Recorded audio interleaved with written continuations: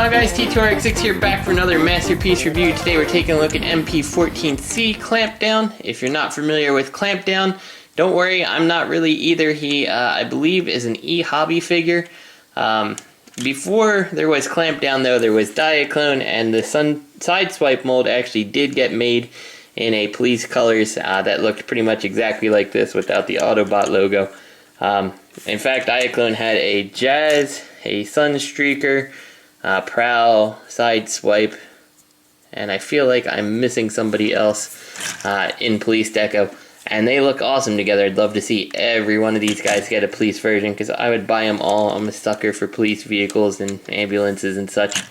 Yeah, so he's awesome. I mean, he's definitely a police Lamborghini.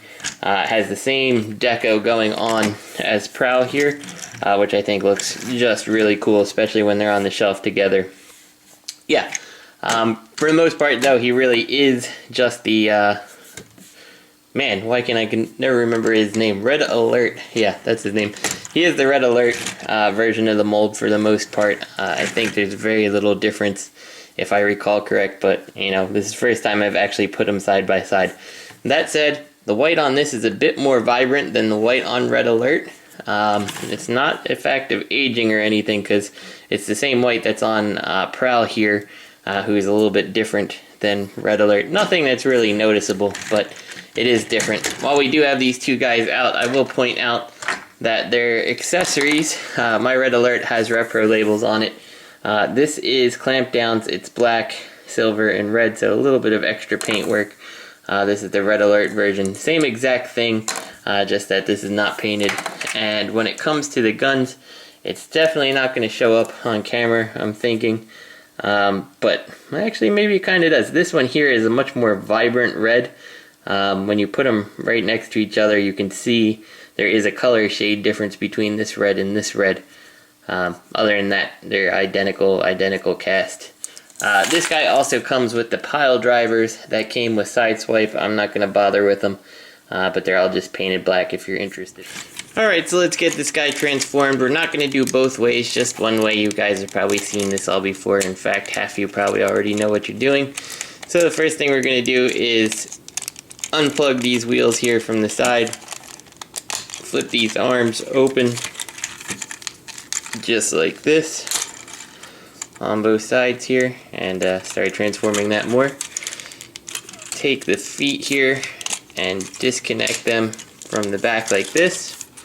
Flip down these panels, making sure that we open up these little panel pieces here on both of them, like so. Flip the spoiler open, let this piece rotate all the way around like this, and that's going to give us the clearance we need to rotate the foot all the way down. And if you didn't do it already, go ahead and split it. From here, plug this thing right into there. Bring this all the way down and rotate the back of the car so it fills in that little gap. Rotate this little piece down. Rotate the foot and the heel spur, just like so. And let me raise the camera here. We'll get to the other side here. So once again, we repeat everything we just did. Fold this down and plug it in. Rotate this piece up so it fills in that gap. The foot, the little heel spur. Rotate this little piece down, like so. And fold the spoiler on in. There we go, we've got his feet done. We'll just drop his little crotch piece here, and we'll move up to the top of the robot. From here, unpeg this thing. It's just a soft peg, so it shouldn't be too hard. Then separate the back of the car out like this, and rotate this piece down on its double hinge here, and it should plug right into this little tab here. And make sure your wheels are out of the way so you can actually fold it all the way down. There we go. That'll plug in just like that. These arms go up. These pieces kind of flip around and down. Flip it up, around and down. Close his head up, just like so. Now we'll just clean up his arms. Fold it around, open it, swing the fist on out, open it on this side, swing the fist out, close it on up. We got that. Now we just come to the back and you kind of do what you please with these windows. I believe the official way is to take them and fold them inwards like this on both sides, like this, and then make sure it clears all of this stuff here. It just kind of plugs in solidly like that. And there we go. We got Clampdown in his robot mode. So here we've got him in his robot mode, all armed up, and I do think he looks really nice with the black on that missile there. He holds his gun pitifully. I think the gun needs to be recast or something. I put this in Red Alert's hand. He doesn't hold it any better. And yeah, like you plug it in and it doesn't even stay in there, you see? Here's Red Alert's gun. You can see I don't even have him gripping it. It's not the best fit on there, but it's certainly better than Clampdown's gun comes. Yeah, see, like here's Red Alert's and he's holding that just fine without the hand all the way closed. So it does allow, the Red Alert version of the gun does allow it to be gripped at least a little bit better. But something has been lost in the way on the hands and the gun. Here's Red Alert for comparison. We take this gun here and we peg it in and it is solidly in place, and once you start closing the hand it does pop out, but he holds his gun way better than Clampdown holds his. For comparison, let's just put him there, and again, Clampdown, his gun, it's loose. It's just loose, which is not a big deal. Once it's on a shelf, it's probably not going anywhere. But it is incredibly hard to make him hold his gun in a way that, in my opinion, looks real good. Kind of have to push it like from the side and close his fist, and then just let it go. Don't mess with him too much, otherwise, as soon as you do, it's gonna pop loose again. So while we have the two of them out here, let's compare them. You can see that they have exactly the same head. It's just black instead of red.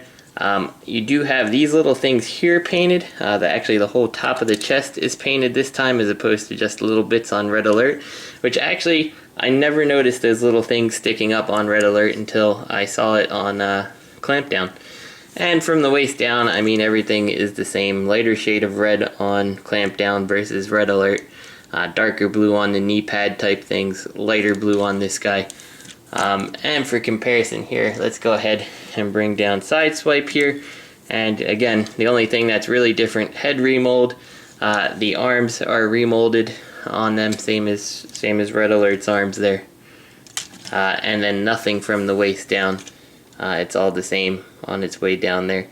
So yeah, I mean, if you don't need a character that has no real screen time or anything like that, you're probably not going to need this guy.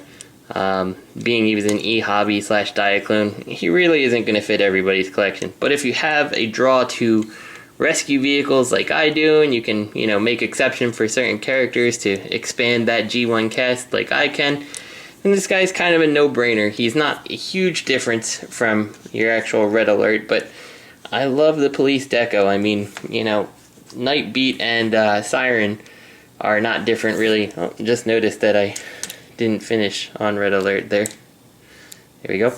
But yeah, Siren and Nightbeat aren't any different, but I want to have them both, you know, so I can make exception for Clampdown. And I do realize that this is the 4th time I think I own this mold. And just real quick before we get out of here, here he is next to Prowl here. And I just think that looks cool, the two police versions of the mold.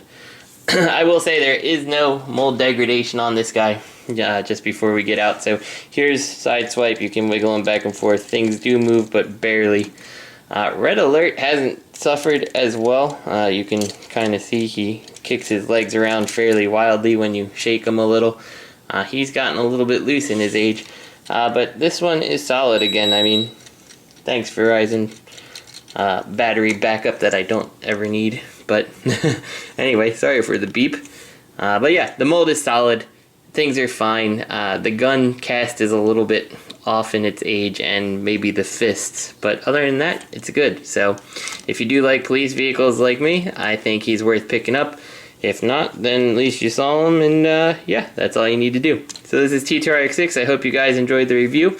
If you want to see articulation and transformation back to vehicle mode, check out the reviews of both Red Alert and Sideswipe. I know I did it there, so there's really no point doing that here. So, alright guys, I hope you enjoyed the review. See you next week.